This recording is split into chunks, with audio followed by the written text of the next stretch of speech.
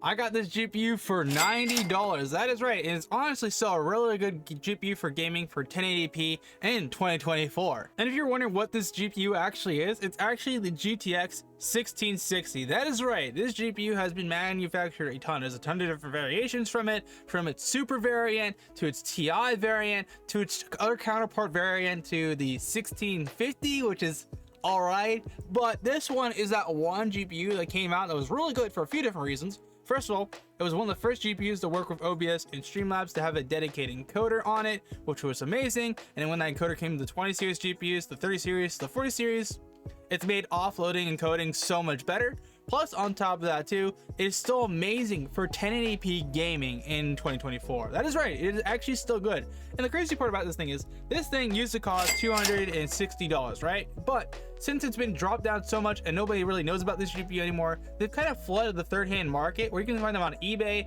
for around $100 to even $90 at times, even lower than that. I would not spend though over $90 on this.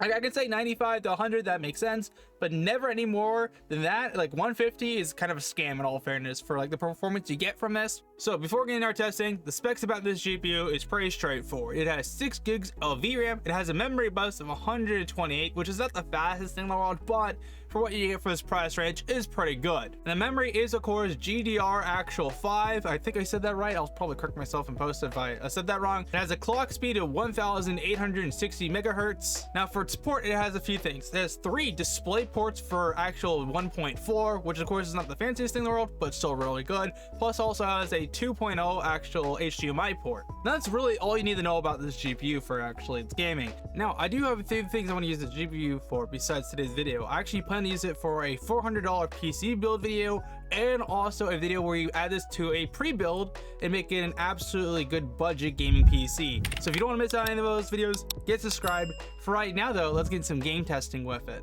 So the first game we're testing is Apex Legends. Now I have everything on 1080p low for the time being to get the most FPS possible from this GPU. We will test afterward with actually on, what is it called? High settings, but I would recommend using this GPU on low if you're going to play with it competitively. This GPU will be able to encode like multiple streams for like a stream PC. Like if you build a stream PC just with this GPU alone, it can easily encode 2 different streams at once. The only time that it doesn't encode more than 2 streams is like recording or streaming up to 3 different platforms, but it's still a really good GPU nevertheless.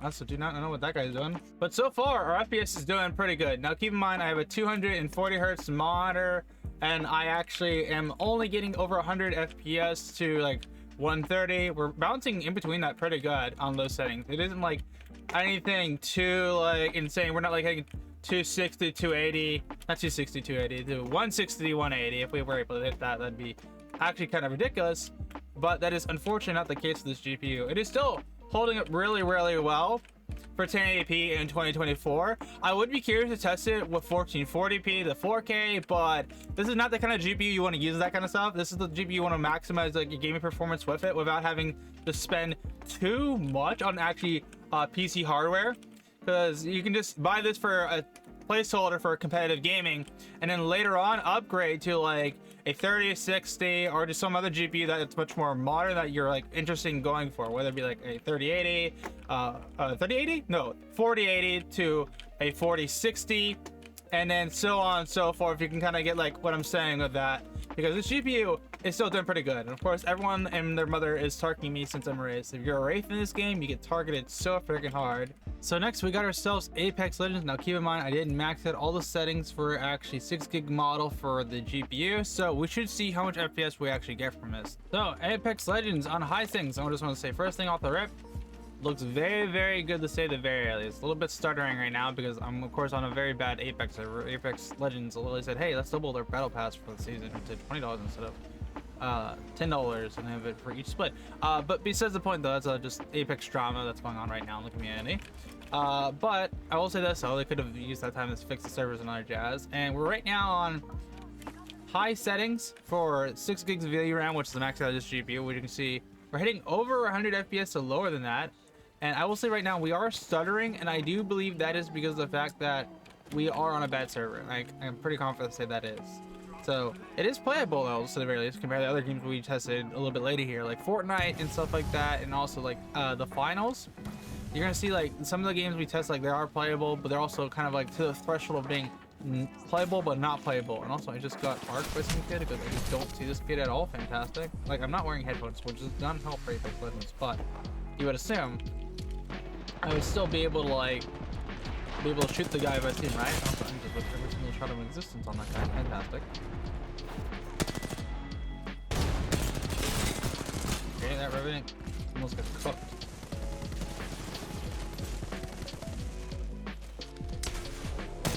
Okay, there we go. Pretty good, I'd say.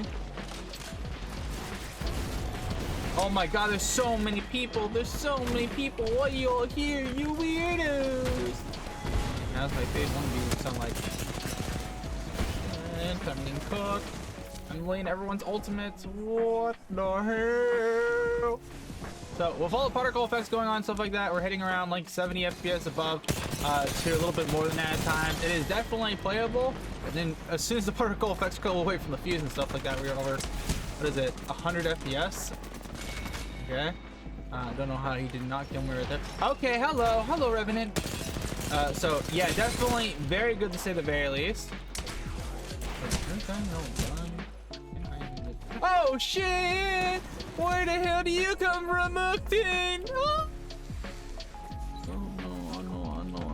no, do not kill me, do not kill me. Oh. Okay, we're chilling. But yeah, no, it definitely is playable, so it's funny though, like as soon as the particle effect go on with this GPU tanked in FPS. And as soon as the particle effects go away, it's chilling. Next up, we have Fortnite. Of course, we're starting off Fortnite with low settings, everything set to low, unlimited FPS, of course, like that. That kind of just tests everything. I don't know this anti-aliasing matters, but I'll just leave it as is for testing for the time being. So dropping down, looking pretty rough right now. Not the worst thing in the world though. Could be way awful in all fairness compared to like other GPUs I've tested. It's a bit sluggish frame-wise. Hopefully grab this and not have to deal with this kid. FPS wise, we're doing pretty good, I'd say. Nothing crazy.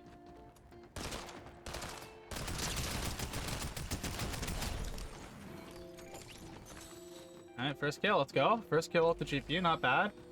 Who's this kid I just heard? Just release me shooting. Oh, there's our guy.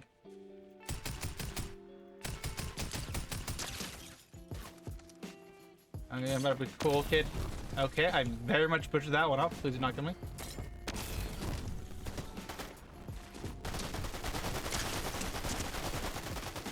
Okay, not the time at all. We were both reloading. This is awkward.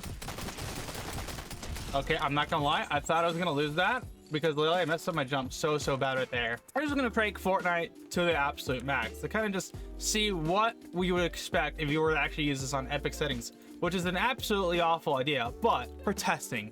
For a second there, I thought I crashed. Oh, that is painful.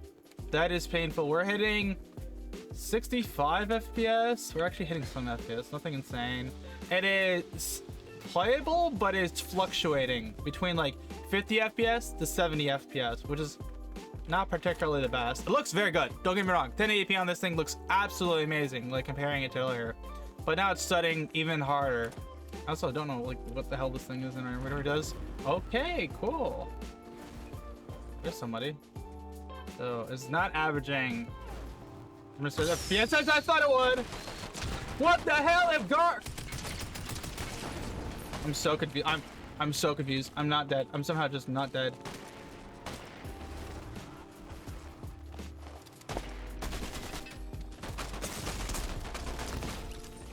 Bro, what the hell is that? What the hell is that? So we got guns and cars. We have an NPC in the car shooting like a turret. And on top of that, we have this guy who just cracked. Hell yeah.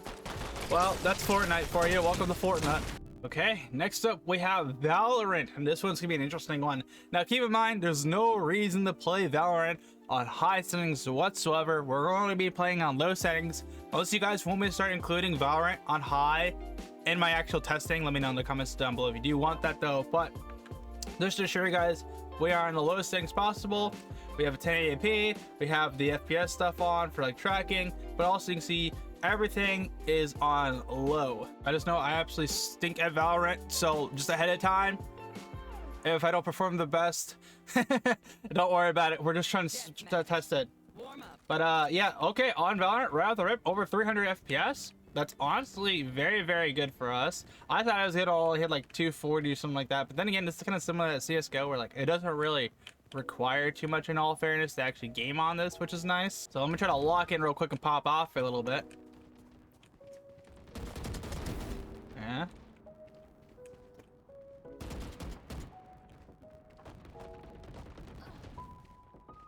Yeah, this guy just died. I'm pretty sure that jet was trying to pistol me the whole time. Okay, that just works. You just spawn on top of me. Cool.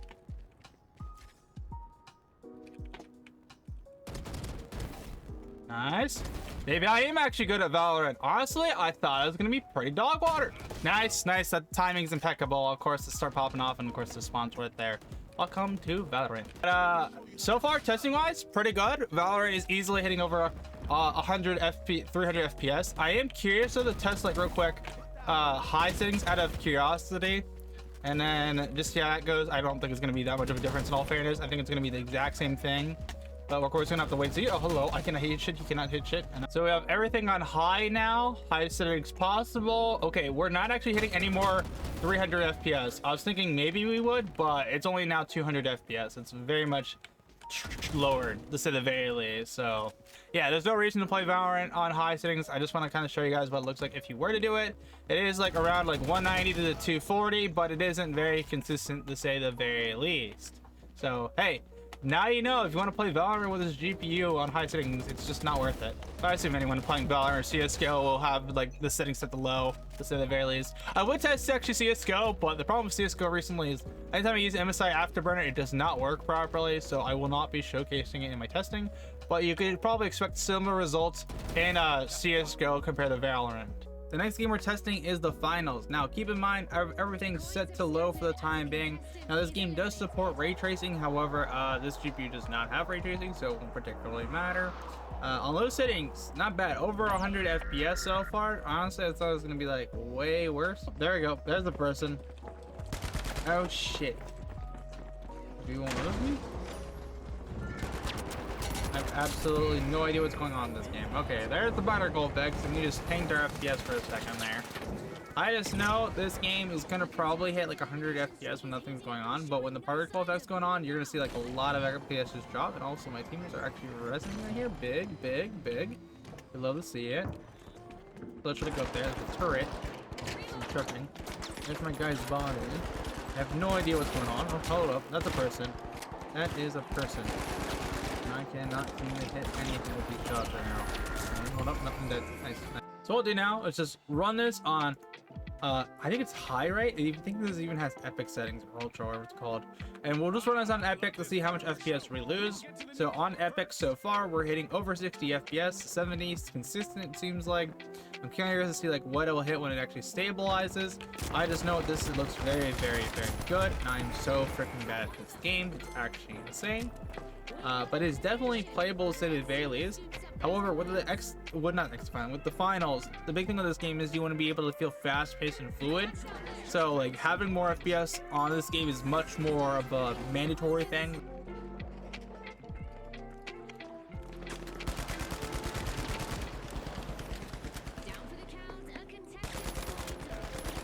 Who the f are you? Now let's get into my final thoughts about this GPU. Do I think like the 1660 is worth it in 2024 people to buy for a budget build? Now, I think it depends on what you want really. If you don't really want to go with an AMD GPU, you can go with this one. First of all, like we sold earlier, the gaming on it is actually very good. 1080p, low settings, always over 100 FPS on most actual AAA titles we were playing, or games overall. We didn't have really any problems, which was nice to see. Plus on top of that too, when we set the ultra settings, some of the games were playable, other times they weren't, so I wouldn't recommend it playing on ultra or epic or high. I would just recommend playing on low. So that is the nice thing about this GPU for 90 bucks for what you're getting. I definitely would not recommend buying it new, because you could be using that money somewhere else completely different, from better upgrading to a better GPU, like a 40 series to a 30 series to even possibly the 50 series that come out. So you could always be using this as a placeholder for the timing, and that's what I feel like is a big thing about this. If you are a 1080p gamer, this is not a bad option.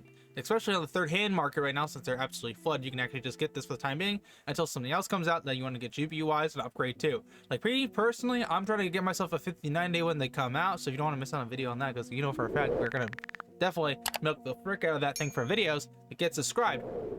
But I will say, that's the nice thing about this GPU. Now, there are a few problems with GPU. Of course, with the 6 gigs of VRAM, it is kind of limited when it comes to what it can actually do for multitasking. So you won't be able to use this thing to actually like game and stream at the exact same time. This will, of course, just be getting you what you get for $90, which is pure gaming performance for 1080p. Now, the third thing that's nice about this GPU is actually the encoder. So if you actually want to use this for a few things, like actually streaming as a streaming encoding GPU, you can do this with it. It's actually very good. From what I tested with actually encoding on GPUs, if you have 4 gigs to 6 gigs of actual VRAM, you can encode on a GPU with absolutely no problem. Now, where it gets a little bit more complex is depending if you want to multi-stream. If you want to multi-stream on this GPU, you can only do up to 2 platforms at a time, possibly 3 at a time, depending on how you do your bitrate. For 1080p, 1080p 6000 bitrate, you can only do 2 platforms. Now, keep in mind, if you have 6 gigs, 2 platforms. If your GPU has 8 gigs of VRAM, you can have to do 3 platforms. To having 12 gigs of VRAM, you can do up to 4 or more at times, depending on like what platforms you actually stream to. And there's not really more than after that besides like Trovo and a few other weird ones. So yeah, so if you are looking to get a GPU for encoding, this is a good temporary one, but I would recommend something like the 3060 or something else with an Nvidia actual encodec, so that way you can actually encode multiple platforms. So with the 3060 is a 12 gigs of VRAM, which is very good for that actual reason. That's why I use it for myself, because it's so good for encoding and so good for actually video editing. Now this one I actually used a while back for actually streaming, and it was very good temporarily. It was actually pretty good, and I would recommend it for people who are looking for like a GPU just to encode your streams. Now, what I recommend people buying in 2024 on a budget, I feel like it is a good option if you do not want to go AMD, but there's so many good options for AMD for like the Radeon GPUs, the RX like 580, so the 8 gig model. Don't get the 6 gig model. I think it's 6 or 4 gig model, but 8 gig model is the one you want to get. You can buy that for like $129, so you could be saving some money buying this on the used hand market, but you can find the RX 580 for similar price in the third-hand market. So it really depends on personal preference at the end of the day. But if you're going to enjoy my video here today, make sure to smash the like button and get subscribed so you don't miss on future tech content. Until then, have a great day. Tech Rant out.